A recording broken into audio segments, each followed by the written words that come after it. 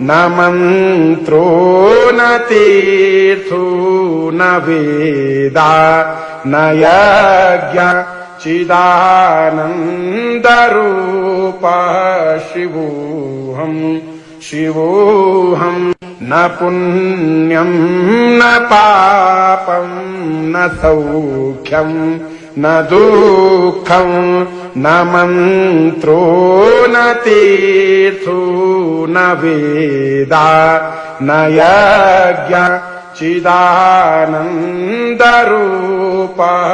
शिवोऽहम् न पुण्यं न पापं न सौख्यं न दुःखं न मन्त्रो न तीर्थो न वेदा न यज्ञ चिदानन्दरूपः